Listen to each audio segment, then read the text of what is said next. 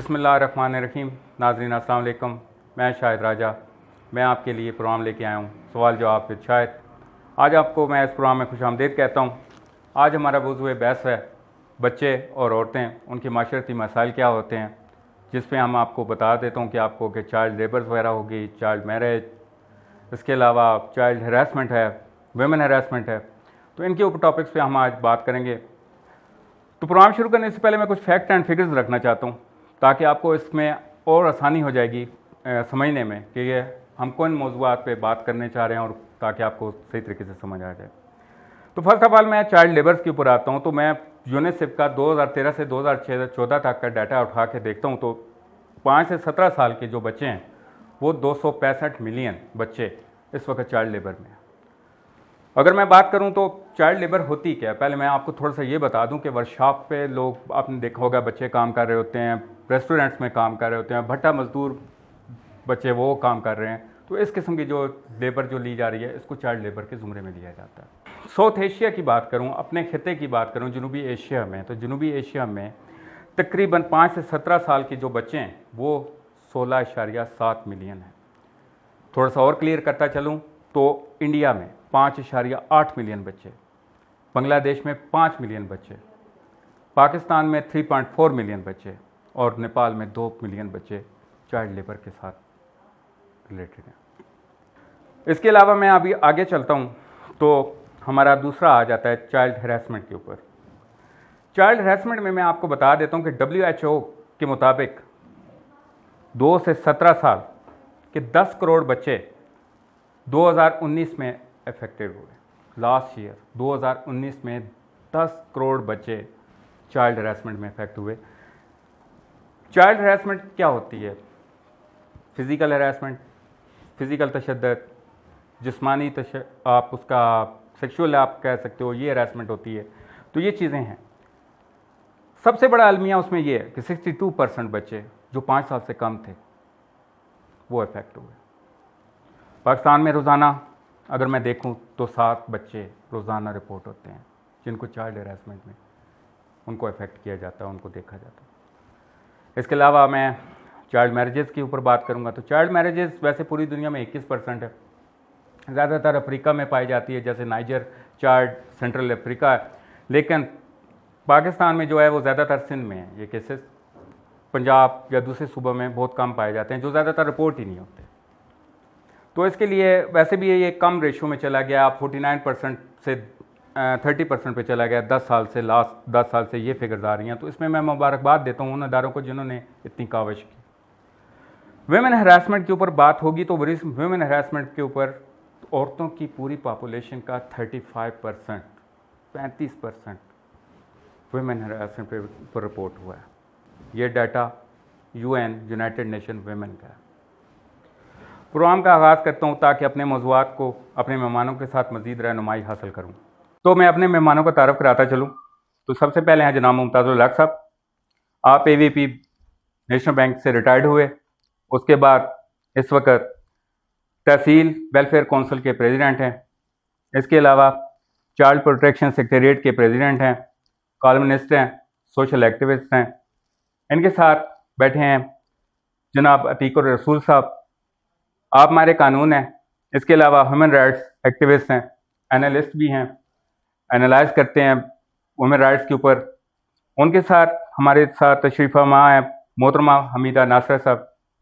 हमीदा नासर जो हैं वो बेसिकली बेदारी NGO के साथ हैं। तो इनसे हम पूछेंगे कि बेदारी NGO क्या करती है। ये उसमें डिस्ट्रिक्ट प्रोजेक्ट कोऑर्डिनेटर हैं जो पिछले 8 साल से वहाँ पर काम कर रही हैं। तो अपने प्रोग्राम का आगाज़ करता हूँ मैं जनाब मुमताज़ुल हक साहब से। तो मैं उनसे ये पूछना चाहूँगा कि चाइल्ड प्रोटेक्शन सेक्रेटेरिएट उन्होंने बनाया, तो चाइल्ड प्रोटेक्शन सेक्रेटेरिएट को बनाने का क्या मकसद था? तो क्यों इसकी वजह हुई कि आपने तहसील चकवाल में ये चाइल्ड प्रोटेक्शन सेक्रेटेरिएट बनाया? बिस्मिल्लाहिर्रहमानिर्रहीम। सबसे पहले तो मैं खराज तहसीन पेश करता हूँ चैनल 8 वालों को कि उन्होंने एक इंतहाई सेंसिटिव और तवज्जो तलब प्रोग्राम ऑर्गेनाइज़ किया है। जहाँ तक ताल्लुक़ है चाइल्ड प्रोटेक्शन सेक्रेटेरिएट का, तो गुज़श्ता तकरीबन 20 सालों में इतने मिसहैप हो रहे हैं चाइल्ड एब्यूज़ के और इस तरीके की जो माशरती बुराइयाँ उनके, कि हमने ये ज़रूरत महसूस की कि जब कि ये दूसरे शहरों में चाइल्ड प्रोटेक्शन पे काम हो रहा है, तो हम एक ऐसा प्लेटफॉर्म बनाएं जहां हम उन बच्चों को प्रोटेक्शन दे सकें, जहां उन्हें लीगल फैसिलिटी दे सकें, किस किस्म की भी उन्हें हमारी हेल्प की ज़रूरत है तो हम उन्हें मदद दे सकें। तो इस नज़रिए को जो एक्टिवेट किया वो मैं अप्रिशिएट करूँगा अतीक रसूल साहब को कि आइडिया उनका था। फिर उसमें हमारी बेटी अपना हमीदा ये भी शामिल हो गई, एक दो और भी हमारे मेंबर हैं, तो हमने बैठकर इस सेक्रेटेरिएट को बनाया और इंशाल्लाह उस पर काम कर रहे हैं।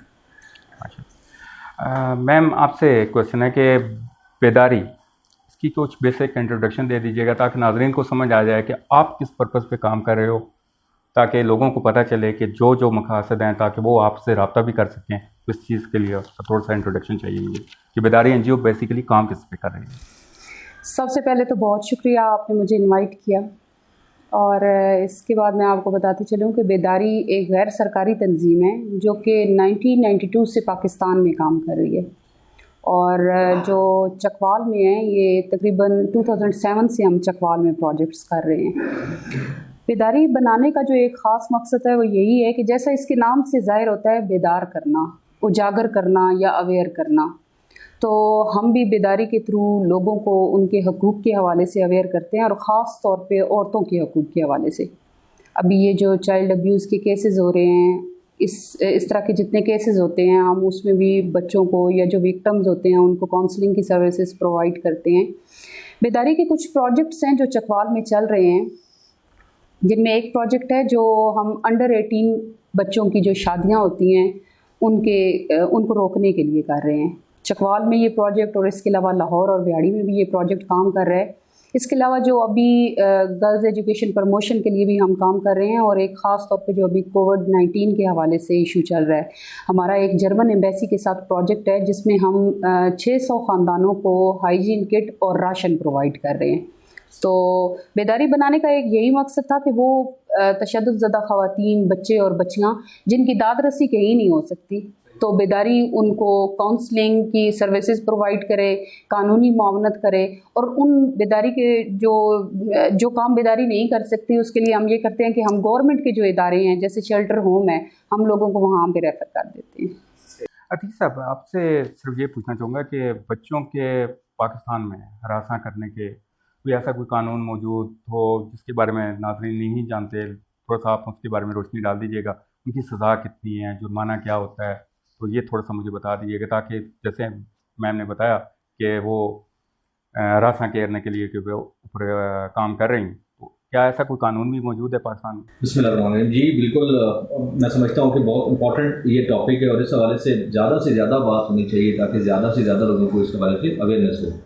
पाकिस्तान में जितने भी कवानीन बनते हैं वो पाकिस्तान का जो कॉन्स्टिट्यूशन है 1973 का, वहाँ से उसकी जो है वो ओरिजिन लेते हैं, और कॉन्स्टिट्यूशन जो है वो हमारे जो हुज़ूर नबी करीम सल्लल्लाहु अलैहि वसल्लम की जो बताई हुई तालीमात हैं, जो कुरान पाक है, वहाँ से इसकी जो है वो ओरिजिन बनती है। वो वहाँ से तमाम जो नॉलेज है, ये जो इस तरह के मामला वो एक्सट्रैक्ट करते हैं, फिर कॉन्स्टिट्यूशन इनको प्रोटेक्ट करता है।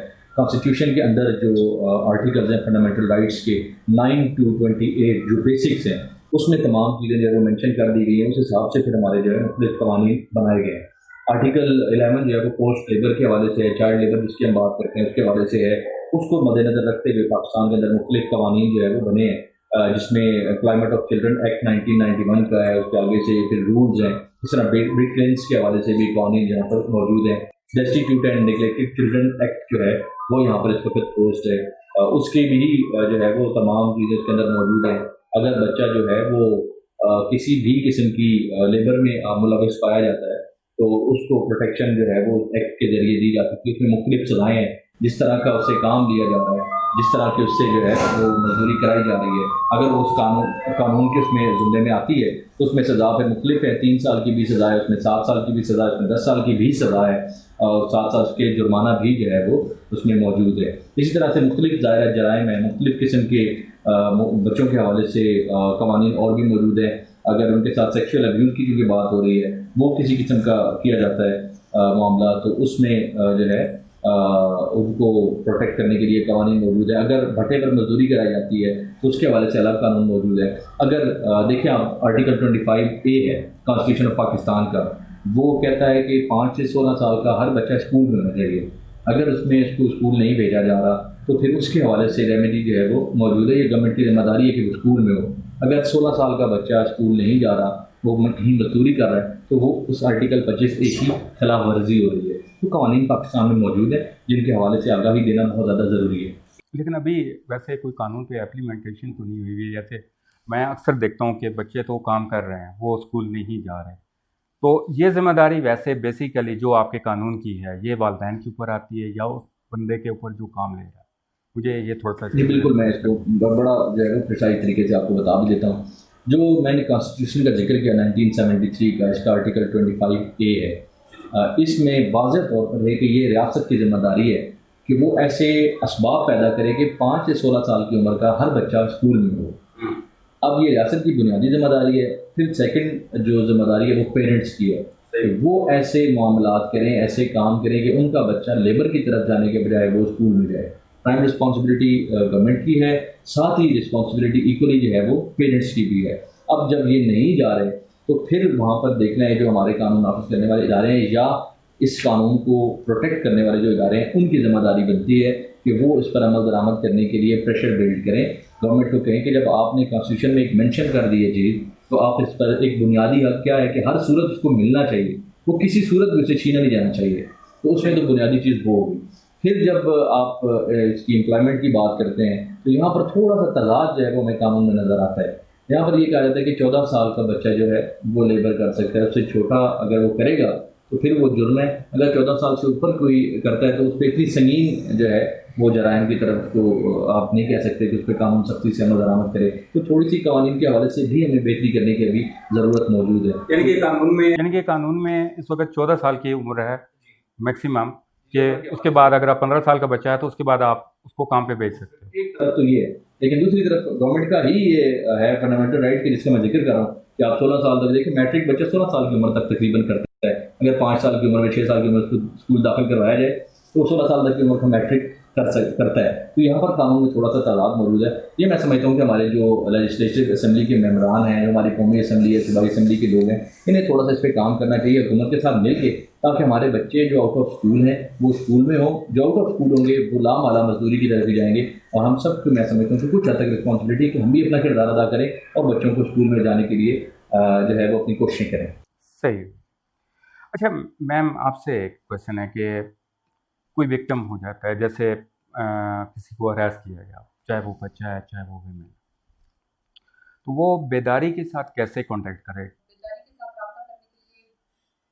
हमें तो जैसे मैं चकवाल में बैठी हूँ तो पूरे डिस्ट्रिक्ट को छोड़ के पूरे मुल्क से कॉल्स आ सकती हैं मेरे पास। बेदारी इस टाइम किसी भी डिस्ट्रिक्ट में अगर काम कर रही है और हमारे पास पूरे मुल्क में से कहीं से भी कोई कॉल आती है तो हम उनको बाकायदा फैसिलिटेट करते हैं। बेदारी के साथ रब्ता करने के लिए एक तो लोकल लेवल का जो हमारा मैकेनिज्म बना हुआ है, लाइक कम्युनिटी पे हमारी कुछ चाइल्ड प्रोटेक्शन कमेटीज़ बनी हुई हैं। लोगों के ऐसे ग्रोह बने हुए हैं कि जो किसी भी होने वाले वाक़े को बेदारी के साथ आके रिपोर्ट करते हैं। फिर अगर हम उसको थोड़ा सा तहसील लेवल पे देखें तो तहसील लेवल पे ऐसे कुछ फोरम्स बने हुए हैं कि जहाँ पे अगर कोई डिस्ट्रिक्ट के अंदर वाक़या होता है तो वो वाक़या बेदारी को रिपोर्ट होता है। फिर अगर हम अपने डिस्ट्रिक्ट पे आएँ तो आप देखिए कि जैसे तहसील वेलफेयर काउंसिल है या जैसे सोशल वेलफेयर डिपार्टमेंट है, जैसे पुलिस डिपार्टमेंट है, हेल्थ डिपार्टमेंट है, ये वो हमारे स्टेक होल्डर्स हैं जो खुद केसेस हम तक रेफ़र करते हैं। ये तो एक मैकेनिज्म है जिसमें इंडिविजुअल्स हमें खुद आके रब्ता करते हैं। फिर हमारी कुछ हेल्पलाइन नंबर्स होते हैं जो मतलब हमारे रेडियो प्रोग्राम चलते हैं, FM 88 से हमारे प्रोग्राम चलते हैं। इसी तरह से जहाँ जहाँ हमारे डिस्ट्रिक्ट में काम हो रहा है वहाँ जितने भी रेडियो प्रोग्राम चलते हैं, हमारे हेल्पलाइन जो नंबर्स हैं वहाँ पे बाकायदा बताए जाते हैं। लोग हमें उन हेल्पलाइन नंबर से रब्ता करते हैं। फिर हमारी कुछ इस तरह की कंपेन्स चलती हैं, जैसे रिक्शे के ऊपर कंपेन होना, अवेयरनेस के लिए। जैसे थिएटर की एक्टिविटीज़ होना, स्ट्रीट थिएटर होता है कि उसमें कोई भी आके देखता है और फिर वो बेदारी के साथ रब्ता कर सकता है। इसी तरह से हमारी वेबसाइट से लोग नंबर लेते हैं, हमारे फेसबुक पेज से लेते हैं, हमारे बाकी जितने सोशल मीडिया के पेजेस हैं वहाँ से लोग हमसे रब्ता कर सकते हैं। जिसको मदद चाहिए होती है वो रब्ते के लिए अपना सोर्स ढूंढता है। हम तो हर टाइम अवेलेबल है। माशाल्लाह जी। सर मुमताज़ साहब, आपसे क्वेश्चन मैं पूछूंगा कि बच्चों के लेबर और कम उम्र शादी के बारे में चाइल्ड प्रोटेक्शन सेक्रेटरीट ने क्या इक़दाम किए आज तक? देखिए, जहाँ ज़्यादा माइंस में या जो ईंटों के भट्टे हैं वहाँ बच्चे काम कर रहे हैं और वहाँ हमारी मुख्तलिफ NGOs विज़िट करती हैं, उनमें अवेयरनेस पैदा करती हैं कि इन बच्चों को पढ़ाया जाए। तो इस सिलसिले में भी काफ़ी काम हो रहा है। दूसरी जो आपने बात पूछी है टीन एज बच्चों की शादी की, तो मैं समझता हूँ कि ये एक गैर अखलाकी नहीं बल्कि क्रिमिनल एक्ट है। अगर किसी छोटी बच्ची की शादी की जाए तो मेरे ख़्याल में वो अपने घर को इस तरह नहीं संभाल सकेगी जिस तरीके से एक मैच्योर और बालिग बच्ची संभाल सकती है। फिर जो आजकल का हमारा मुआशरा है वहाँ एक बच्ची अगर अपने घर को नहीं चला सकती, उसकी उम्र छोटी है, तो ज़्यादा जो आजकल सास और बहू का झगड़ा होता है वो यही होता है कि बच्ची ने अपने घर को नहीं संभाला। अगर इसके दूसरा रुख देखें लड़के की तरफ, अगर लड़के की उम्र छोटी है तो मैं समझता हूँ कि वो जॉबलेस होगा और किसी भी घराने में या किसी भी फैमिली में जो इख्तलाफात की मेन वजह होती है कि अगर लड़का बसरे रोज़गार नहीं है, उसका कोई आमदन का ज़रिया नहीं है और उसकी जो लाइफ पार्टनर है, उसकी जो मिसेज है, उसकी अगर कुछ डिमांड्स हैं तो वो पूरी नहीं कर सकता, तो वहाँ झगड़े खड़े होते हैं और नौबत तलाक तक आ जाती है। तो मैं समझता हूँ कि नाबालिग बच्चों की शादी बिल्कुल नहीं करना चाहिए। इस पे एक्ट भी है और माशाल्लाह बेदारी भी इस पे बहुत काम कर रही है, बल्कि ये तहसील तलगाम के आखिरी गांव तक गए हैं, मुख्तलिफ मकाम पे इन्होंने प्रोग्राम किए, बड़ी अवेयरनेस से इन्होंने पैदा किया है। तो ऐसा आई होप कि ये जो टीन एज शादियों का रुझान है ये इंशाल्लाह ख़त्म हो जाएगा। फिर अगला सवाल आपका क्या था? मैं ये पूछ रहा था कि आपसे कि कम उम्र शादियों के बारे में आपने क्या इक़दाम किए? देखिए, उस सिलसिले में मैंने आपको बताया है कि इस सिलसिले में बेदारी वाले जो हैं वो हर जगह, हर गाँव, कस्बे में, शहर में पिछले दिनों इन्होंने तलगाम तहसील में बहुत ज़्यादा काम किया है। तो ऐसा ऐसा देहातों में ये ट्रेंड ज़्यादा है कि वो टीन एज जो है छोटी उम्र में वो के रिश्तों को जोड़ देते हैं और जो ही वो कुछ बच्चों की एज होती है तो वो उनकी शादी कर देते हैं। तो माशाल्लाह with the passage of time इसके रिजल्ट्स आने शुरू हो जाएंगे। सही है। ठीक साहब, आपसे ये पूछना चाहूँगा कि चाइल्ड अब्यूज़, इसमें कानूनी सज़ा क्या होगी और इस केस में विक्टिम जो अगर किसी के साथ अब्यूज़ हो जाता है तो वो कौन सी ऐसी बातों का ख्याल रखे कि ताकि जो बासर मुलज़मान हैं वो अक्सर छूट जाते हैं किसी न किसी जगह पे, उसको पॉइंट्स पता होने चाहिए कि ये मैं ना छोड़ूं। पुलिस भी उनके साथ अगर नहीं कोऑपरेट कर रही तो वो उसको खुद पता होना चाहिए। तो मैं अपने नाज़रीन को ये आपकी तवज्जो से, इस प्रोग्राम की तवज्जो से ये बताना चाहता हूँ ताकि उन चीज़ों को वो ख्याल रखें। तो इस पर रहनुमाई करवाइएगा। बिल्कुल आपकी बात दुरुस्त है, लोगों को अंदाज़ा होना चाहिए। सबसे पहले जो मोस्ट इम्पॉर्टेंट चीज़ है वो ये है कि अगर खुदा न खास्ता किसी के इस तरह का कोई जुर्म या इस तरह की बर्बरियत हो जाती है तो वो फौरी तौर पर इस वाक़े को रिपोर्ट करें और इसकी जो मेडिकल एग्जामिनेशन है वो करवाएं और उसके बाद से अगला जो प्रोसेस है वो शुरू होता है। लोग क्या करते हैं कि अक्सर औक़ात जब इस तरह का कोई खुदा न खास्ता किसी के साथ वाक़या हो जाता है तो वो उस पर जो है वो फौरी तौर पर रिपोर्ट नहीं करते। उसकी रिपोर्ट ना होने की वजह से जो मेडिकल एग्जामिनेशन के बाद अगर मुलजिम के हवाले से कोई सबूत जो कलेक्ट किया जा सकता है वो वेस्ट हो जाता है। तो जितना ज़्यादा उसमें डिले होता है उतना ज़्यादा उसमें जो एक्यूज़ है, जो मुलजिम है, उसके बचने के चांसेस बढ़ जाते हैं। तो सबसे पहले उन्हें मैं समझता हूँ कि एप्लीकेशन पुलिस को फॉरवर्ड करनी चाहिए और फौरी तौर पे किसी भी किस्म के डिले के बगैर उन्हें मेडिकल एग्जामिनेशन उसकी करवानी चाहिए और फर्दर उसका जो DNA या फॉरेंसिक जो रिपोर्ट्स है उसके हवाले से उस पर कोशिश करनी चाहिए ताकि जो एविडेंस है वो किसी किस्म का जो है वो वेस्ट ना हो। अब जब FIR लॉन्च हो जाएगी, मेडिकल हो जाएगा, तो फिर इसके अलावा जो दीगर जो सबूत हैं, उनके कपड़े हैं या जिस जगह पर खुदा न खास्ता ये वाक़या हुआ तो वहाँ से एविडेंस जो है वो कलेक्ट किया जाए। इसके साथ साथ जो है दीगर इसकी जो मामलात हैं उनको वो लेके चलें। डिले किसी किस्म का भी जो है उसमें फैटल हो जाता है। अक्सर औक़ात आपने देखा है कि जो ये इस तरह के इक़दाम करने वाले मुलज़मान हैं वो बच जाते हैं। वो बचते इसी तरह है कि उनके खिलाफ जो एविडेंस होना चाहिए वो कलेक्ट नहीं हो पाता। इसकी वजह से वो अदम सबूत की बुनियाद पर वो वहाँ से उनकी बचत हो जाती है। अगर आपने सज़ा के बारे में पूछा, मुख्तलिफ सेक्शन हैं उसकी, 376 है या 377 है, 377B है। इसमें 377B जो है वो किसी सेक्शुअल उस हवाले से किसी को तंग करना, उसको जो है उसको छूना या उसकी इजाज़त के बगैर इस तरह की कुछ इक़दाम करना, तो उसमें 7 साल तक की सज़ा है। अगर 376 की तरफ हम जाते हैं जो इस तरह की दफ़ात हैं सेक्शुअल अब्यूज़ के हवाले से, तो उसमें लाइफ इम्प्रिजनमेंट और बाज़ों का जब चूँकि ये आपके सामने जैनब अलर्ट का बिल भी आया और उसके जो वाक़यात सामने तो उसमें डेथ पेनल्टी तक जो है वो सज़ा जाती है। लेकिन सूरत उसी में मुमकिन हो पाता है ये कि जब आपके पास एविडेंस जो है वो मुकम्मल तौर पर मौजूद हो। सही तो नहीं, अगर आपको एक और बात पूछना चाहूँगा कि अगर पुलिस वाले भी नहीं कॉपरेट करते, बिल्कुल एक चाइल्ड अब्यूज़ का कोई केस आ गया उसके पेरेंट्स के साथ या उस बच्चे के साथ, पुलिस वाले बाहर लोगों की वजह से कॉपरेट नहीं करते, FIR भी नहीं करते, तो क्या वो बंदा जो एक्यूज़ है वो क्या डायरेक्टली तौर पे खुद अपना मेडिकल खुद करवा सकता है या उसके लिए लाजमी होगा कि पुलिस की पहले FIR हो उसके बाद जाके मेडिकल हो? देखिए, इसके लिए बड़ा सादा सी बात है कि पुलिस ने जब भी कोई पुलिस के पास कंप्लेंट जानी है इस तरह की, उन्होंने इस पर FIR वो देने के पाबंद है।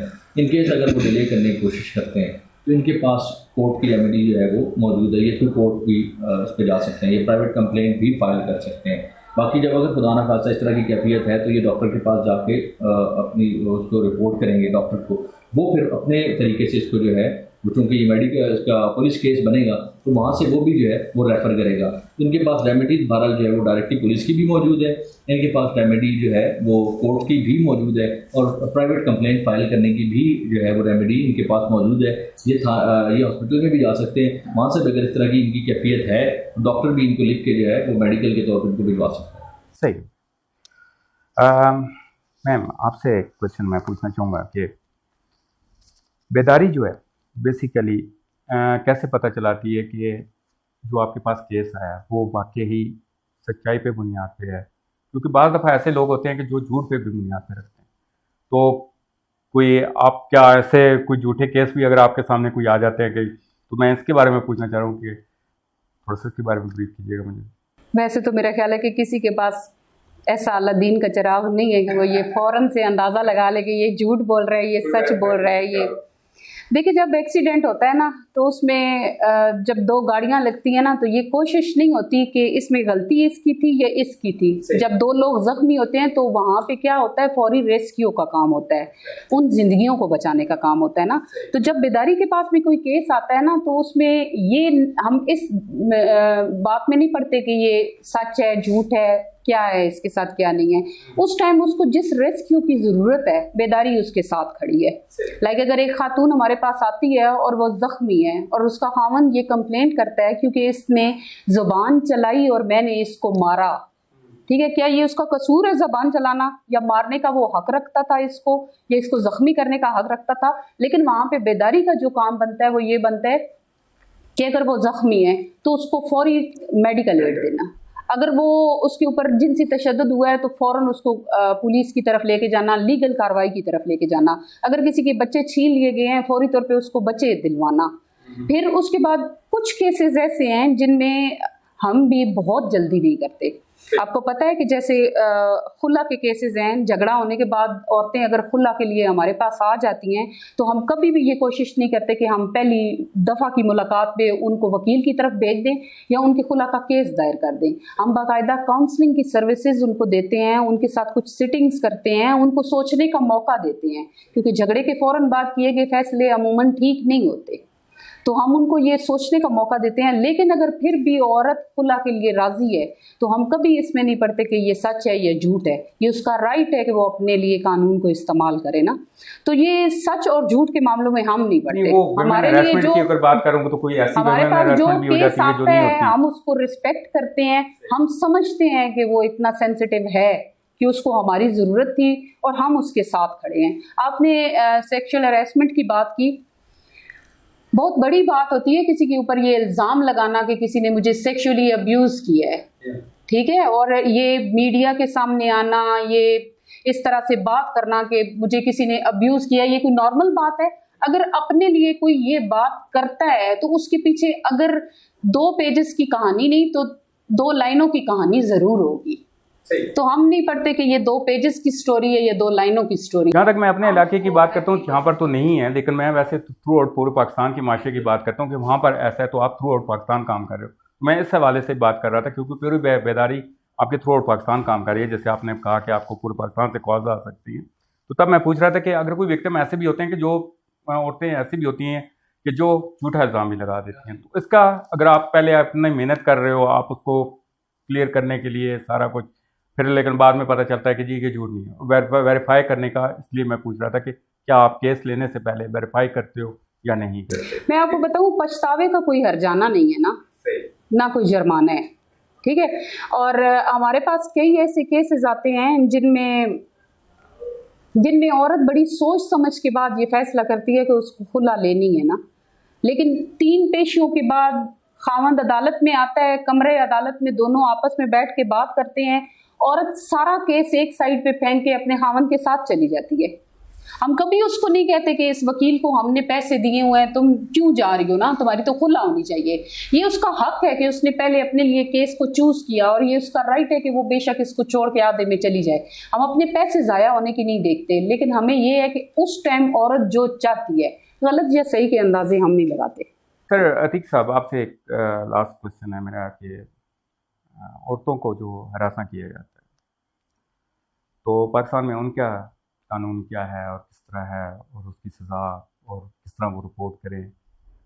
क्या ये ज़रूरी नहीं होता कि सेक्सुअली उनको हरास किया जाए, बाज़ दफ़ा उनको सिर्फ अल्फाज तक किया जाता है, फिज़िकल नहीं हुआ जाता। तो ऐसी औरतें जो डर के घर में बैठ जाती हैं, तो वो किस तरह आप कांटेक्ट करें, कहाँ जाएं, कौन से इदारों के साथ जाएं, तो इसके बारे में थोड़ा सा मुझे बताइए। देखिए ये बहुत वसी सब्जेक्ट है, इसके बारे में मैं थोड़ा सा बैकग्राउंड आपको बैकग्राउंड इसका भी शेयर कर देता हूँ। इसमें भी देखिए कॉन्स्टिट्यूशन के जो फंडामेंटल राइट्स हैं उसमें ख़वातीन को प्रोटेक्शन हासिल है। इसी तरह पाकिस्तान ने तकरीबन 21 जो है वो इंटरनेशनल ट्रीटीज़ मुख्तलिफ वो साइन कर रखी हैं। इसमें सीडा भी है, convention against elimination of all kinds of domestic violence against women, इस तरह ICCPR और मुख्तलिफ इस तरह की कन्वेंशन है जिसमें ख़वातीन की प्रोटेक्शन के हवाले से पाकिस्तान जो है वो इंटरनेशनली कमिट कर चुका है कि हम उसको जो है इसके खात्मे के लिए काम करेंगे। इसी तरह अगर आप बात करें हरासमेंट की, आप बात करते हैं या जो वर्किंग इन्वायरमेंट है, एक बेहतरीन इन्वायरमेंट ख़वातीन को प्रोवाइड करने के हवाले से, इसी तरह घर के अंदर अगर वो मौजूद है तो वहाँ पर उन्हें डोमेस्टिक वायलेंस का जो है वो निशाना ना बनाया जाए। इसी तरह उनके जो विरासती हकूक़ हैं उनको प्रोटेक्ट करने के लिए हुकूमत ने बहुत ज़्यादा इक़दाम किए हैं और उसके हवाले से बहुत ज़्यादा कोशिश भी हो रही है। स्पेसिफिकली अगर हम बात करते हैं जैसे हरासा उनको किया जाता है तो उसमें harassment of women against protection against harassment of women at work place जो है वो कानून जो है वो 2010 में उसका भी जो है वो आ चुका है, उस पर भी काम हो रहा है। उसकी सेक्शन 509 है, उसको बहुत ज़्यादा जो है वो पजीराई ख़वातीन की तरफ से मिली है। जब वो काम कर रही होती हैं उन्हें वहाँ पर हरासा किया जाता है, उसके हवाले से वो केसेस कर सकती हैं। इसी तरह अबर्ट पर्सन जो है वो ख़वातीन भी अब उनको जो है वो मौजूद हैं। इसी तरह आपको 2016 का एक एक्ट जो है वो भी अब इन फील्ड है, उस पर भी अब जो है वो अमल दरामद हो रहा है। ख़वातीन को अगर किसी किस्म की ज़्यादती उनके साथ होती है तो वो कैसे उसको जो है वो कंप्लेंट कर सकती हैं, उसके हवाले से उनका सूबाई मुतसिद का इदारा मौजूद है, उनमें पुलिस को भी कंप्लेंट फाइल कर सकती हैं। इवन वो फैमिली कोर्ट्स के हवाले से मुख्तलिफ अदालतें जो है वो मौजूद है, तहसील की सतह पर मौजूद हैं, डिस्ट्रिक्ट की सतह पर मौजूद हैं। वो अपनी एप्लीकेशन एक पेपर पर जो है वो 2 रुपये का टिकट लगा के वो उसको फॉरवर्ड कर सकती है, उस पर फौरी तौर पर जो है वो अमल दरामद हो सकता है। तो अब उनके पास फोरम पुलिस का भी मौजूद है, उनके पास फोरम कोर्ट्स का भी मौजूद है, उनके पास फोरम अम्बर्ट्स पर्सन का भी मौजूद है। Even child protection women protection officers के हवाले से भी जो है वो अब हुकूमत काम कर रही है, उनके ऑफिस भी इस्टेब्लिश किए जा चुके हैं। तो ख़वातीन के हवाले से लॉज भी मौजूद हैं, उनके हवाले से फोरम भी अब मौजूद हैं। सिर्फ कमी है तो वो अवेयरनेस की है, जिसकी बहुत ज़्यादा ज़रूरत है, जो आज इस प्रोग्राम के ज़रिए भी हम कोशिश कर रहे हैं। मुमताज़ साहब, लास्ट क्वेश्चन आपके साथ है कि चाइल्ड प्रोटेक्शन सेक्रेटेरिएट मुस्तकबिल में किन प्लान्स के ऊपर काम करने के बारे में सोच रहे हैं? देखिए जी, सबसे पहले तो मैं समझता हूँ कि इसके जो मेन काजेज़ हैं वो हम देखें कि ये वाक़यात हो क्यों रहे हैं। तो जो मुख्तलिफ़ वाक़यात हुए हैं वो ये देखा गया है कि एक तो पेरेंट्स बच्चों में वो अवेयरनेस नहीं पैदा करे जो आज के बच्चों में पैदा करने की ज़रूरत है। यहाँ जो ज़्यादा केसेस होते हैं वो करीबी रिश्तेदार जो हैं वो अपनी उस मोहब्बत का या अपने उसका फ़ायदा उठाते हुए ये जो है एक्ट कर जाते हैं। जो अभी बड़ा मशहूर केस था जिसने इस एक्ट बनाए, ज़ैनब अंसारी जो कसूर का केस था, तो उसमें भी वो बड़ा ही was well known to her family. तो वो बच्ची को ले गया, वो मिसहैप हुआ, बच्ची मर्डर हो गई। तो मैं ये चाह रहा हूँ कि हम अपने जो सेक्रेटेरिएट है, इंशाल्लाह ये कोरोना वायरस अभी किस हद तक नरमी हो रही है तो हम अवेयरनेस पैदा करेंगे। वालिदैन अपने बच्चों को बिठाकर उन्हें बताएं कि अगर आप कोई गैर आदमी आपके किसी ऐसी जगह को टच कर रहा है जो नहीं है तो आप चीखें, आप अपने पेरेंट्स को बताएं। मुख्तलिफ आजकल जो तरीके बताया जाए तो वो इस्तेमाल करें ताकि ये जो है चीज़ नहीं हो। तो ज़्यादा जो है अवेयरनेस ये पेरेंट्स की करनी है। फिर हमारी NGOs का भी किरदार है। इंशाल्लाह ताला हमारा ये सेक्रेटेरिएट जो है मुख्तलिफ़ जगह पे हम जाएंगे, अवेयरनेस पैदा करेंगे ताकि जितना हो सके ये हादसात कम।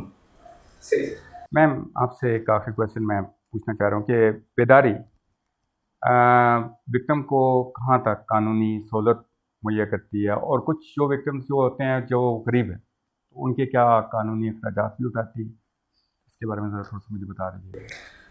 अच्छा, ऐसा है कि मैंने अपने इंट्रोडक्शन में ये बात बताई थी कि हमारे कुछ प्रोजेक्ट्स चल रहे हैं जिनकी मुद्दत मुकर्रर होती है, हम उससे बाहर नहीं निकल सकते। लेकिन बेदारी का ये जो विक्टिम्स को इमदाद करने वाला प्रोजेक्ट है, ये क्राइसिस इंटरवेंशन प्रोग्राम, ये 1992 से चल रहा है और ये चलता रहेगा इंशाल्लाह। इसमें हमारे पास कोई फ़ंड हो या ना हो, लेकिन हम ये प्रोग्राम चलाते हैं जिसमें तशद्दुद ज़दा लोगों की कानूनी मामनत की जाती है और उनकी नफ्सियाती काउंसलिंग की जाती है। कानूनी मामनत में हम जायदाद के केसेस नहीं लेते, किसी भी तरह का जायदाद का केस हो वो हम डील नहीं करते। लेकिन उसके अलावा जितने भी केसेस होते हैं जो ख़ास तौर पे फैमिली कोर्ट के केसेस होते हैं, हम वो उनको डील करते हैं और उन तमाम लॉयर्स की जो पेमेंट है वो बेदारी करती है। हम इसमें विक्टिम का कोई खर्चा नहीं होने देते। प्रोग्राम के आखिर में मैं सिर्फ इतना कहना चाहूँगा कि मैं इख्तिताम चाहूँगा इस वक्त कि अपने बच्चों का ख्याल रखें और उनसे प्यार करें, औरतों की इज़्ज़त करें। हमने कोशिश की है कि जी के समुंदर को एक कुज़े में बंद करें। मैं अपने तीनों मेहमानों का शुक्रगुजार हूँ कि वो आए, उन्होंने अपनी कीमती आराज़ से हमें मुस्तफ़ीद किया। बहुत सारे सवाल अभी भी बाकी हैं लेकिन वक्त की कमी है। तो इंशाल्लाह कोई नेक्स्ट प्रोग्राम हमारा होगा तो इंशाल्लाह मैं अपने तीनों मेहमान को फिर ज़हमत दूंगा कि वो आएँ और हमें इनके बारे में बताएं। तो आखिर में आप तमाम नाजरीन से रिक्वेस्ट है कि आप हमारे चैनल को सब्सक्राइब करें, वीडियो का अगर अच्छी लगी है तो लाइक करें, कमेंट्स करें। Thank you so much. अपना ख्याल रखिएगा। अल्लाह हाफ़िज़।